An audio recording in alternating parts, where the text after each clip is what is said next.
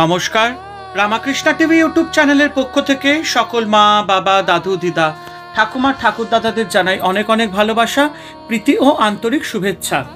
সবাই ভালো আছেন, ভালো থাকবেন। আমি আবারও চলে এসেছি শ্রী শ্রী রামকৃষ্ণ মিশনের শ্রীমদ্ ভগবদ্ গীতা সম্পর্কে আলোচনা করতে, যা সহজ সরল অনুবাদ ও ব্যাখ্যা করেছেন স্বামী লোকেশ্বরানন্দজি এবং সংকলন ও সম্পাদনা করেছেন স্বামী চিদরূপানন্দজি।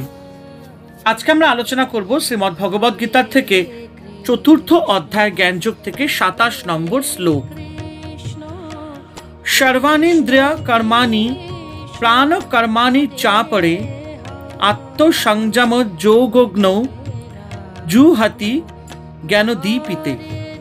অর্থাৎ অন্য কোনো যোগী সমস্ত ইন্দ্রিয় ও প্রাণবায়ুর কর্মকে ব্রহ্মজ্ঞানে উদ্দীপিত আত্মসংযম রূপ অর্থাৎ সমাধিরূপ যোগাগ্নিতে হোম করেন, অর্থাৎ পঞ্চ জ্ঞানেন্দ্রিয়, পঞ্চ কর্মেন্দ্রিয় ও পঞ্চ প্রাণের সমস্ত কর্ম নিরোধ করে ব্রহ্মানন্দে মগ্ন থাকেন।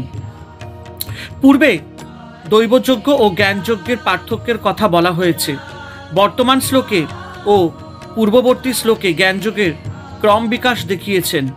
প্রথমে ইন্দ্রিয়গুলিকে অগ্নি মনে করে তাতে বিষয় আহুতি দিতে হয়, পরে এই ইন্দ্রিয়গুলিকে সংযমাগ্নিতে আহুতি দিতে হয়, অর্থাৎ বিষয় থেকে ইন্দ্রিয়গুলিকে নিবৃত্ত করে ইন্দ্রিয় সংযম অভ্যাস করতে হয়। সবশেষে আত্মবিষয় ধারণা, ধ্যান ও সমাধিরূপ সংযম হলে ইন্দ্রিয় এবং প্রাণের সব কর্ম সেই আত্মসংযম রূপ অগ্নিতে আহুতি দিতে হয়। ভগবান পতঞ্জলি ঋষি বস্তুর ধারণা, ধ্যান ও সমাধিকে প্রকৃত সংযম বলেছেন। এই হলো জ্ঞানযোগের শেষ ধাপ, ব্রহ্মাগ্নিতে জীবাত্মার আহুতি। ইন্দ্রিয় কর্মাণি মানে পঞ্চ জ্ঞানেন্দ্রিয়ের কাজ দর্শন, শ্রবণ, ঘ্রাণ, আস্বাদন এবং স্পর্শ, আর পঞ্চ কর্মেন্দ্রিয়ের মানে বাক, পানি, পাদ, উপস্থ পায়ু কাজ হলো কথা বলা, গ্রহণ করা, চলাফেরা করা, জনন প্রক্রিয়া এবং মলমূত্র ত্যাগ। এই 10 প্রকার ইন্দ্রিয়ের ক্রিয়াকে ইন্দ্রিয় কর্ম বলা যায়। প্রাণ কর্মাণি বলতে বোঝায় পঞ্চ প্রাণবায়ুর মানে প্রাণ, অপান, ব্যান, উদান সমান কর্ম।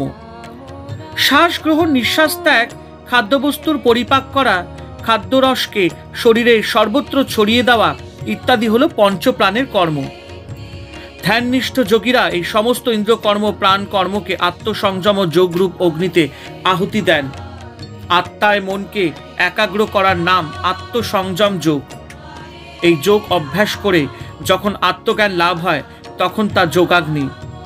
জ্ঞান লাভ না হলে এই অগ্নি জ্বলে না। এই আগুন জ্ঞানের আগুন।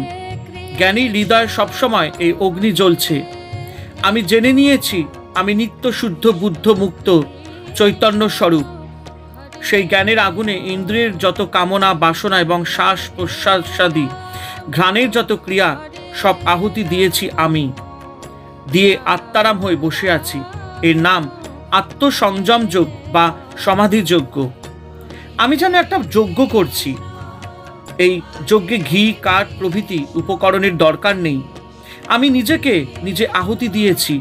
এখন ইন্দ্রিয় প্রাণের কর্মে অনাসক্ত হয়ে আমি আত্মানন্দে মগ্ন হয়ে আছি।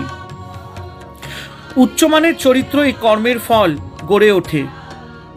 বাহযজ্ঞ ছেড়ে আমাদেরকে আন্তর্যজ্ঞে মোড় ফিরাতে হবে। তার ফলে ঈশ্বর যে আমাদের অন্তরে সর্বদা বর্তমান তার অভিব্যক্তির সহায়ক হবে। ভক্তিশাস্ত্র একে মানস পূজা বলে, মানে ভক্তিশাস্ত্র একে মানস পূজাও বলে। দেবতার সমস্ত পূজা হৃদয়ে করা। এর উদ্দেশ্য আমাদের মনের চঞ্চলতার গতিকে উচ্চস্তরের অভিমুখী করা। শরীরের মধ্যে আমাদের যা কিছু ঘটছে তাকে আধ্যাত্মিকতার দিকে মোড় ফিরিয়ে দেওয়া। তাই ভগবান এই জ্ঞানযোগকে শ্রেষ্ঠ যজ্ঞ বলেছেন। হরে কৃষ্ণ কৃষ্ণ কৃষ্ণ হরে হরে, হরে রাম রাম রাম হরে হরে। জয় শিব শম্ভু, জয় দেবী দুর্গা, দুর্গা তিনাশিনী, জয় মা কালী।